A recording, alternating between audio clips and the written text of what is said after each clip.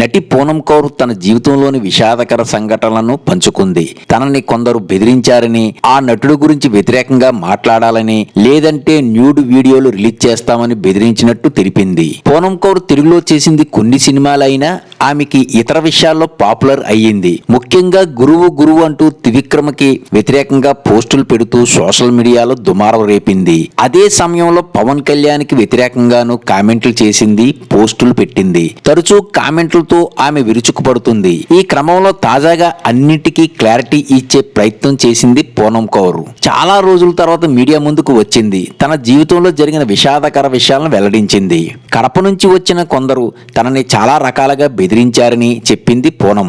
ఒక పెద్ద నటుడికి వ్యతిరేకంగా మాట్లాడాలని డిమాండ్ చేశారని, లేదంటే తన న్యూడ్ వీడియోలో మార్కెట్లోకి విడుదల చేస్తామని బెదిరించినట్టుగా వెల్లడించింది.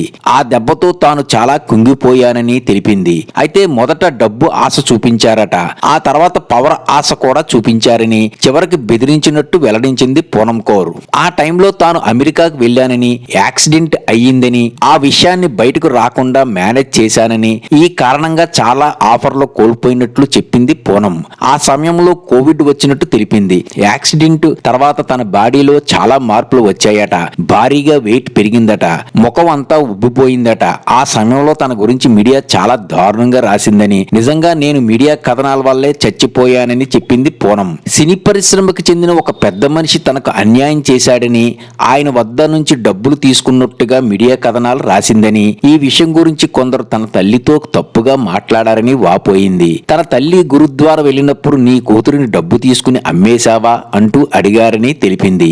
దాసరి గారు ఉంటే తనకి ఇప్పుడు ఈ పరిస్థితి వచ్చేది కాదని, కానీ ఇప్పుడు ఆయన లేకపోవడంతో తాను చెప్పేది ఎవరూ నమ్మరని వెల్లడించింది. తన జీవితాన్ని నాశనం చేయడానికి కొందరు 15 కోట్లు ఖర్చు చేసినట్లు తెలిపింది పూనం. ఈ సందర్భంగా నటుడు పోసాని గురించి సంచలన వ్యాఖ్యలు చేసింది పూనం కౌర్. తన జీవితంలో తీవ్రమైన స్ట్రగుల్స్ నడుస్తున్న సమయంలో ఇక మ్యారేజ్ చేసుకోవాలనుకుందట. తన ఫ్రెండ్స్ ఒత్తిడి మేరకు స్నేహితుడే మ్యారేజ్ చేసుకునేందుకు ముందుకు వచ్చాడట. కానీ ఆ సమయంలో నటుడు పోసాని తనపై పెట్టిన ప్రెస్ మీట్ తో మొత్తం తలకిందులయ్యిందని చెప్పింది. ఆయన తన గురించి చెడుగా మాట్లాడాడని, అసత్య ఆరోపణలు కట్టుకథలు చెప్పాడని, దీంతో తనని మ్యారేజ్ చేసుకోవాలన్న వ్యక్తి కూడా వెనుకడుగు వేసినట్టు వెల్లడించింది.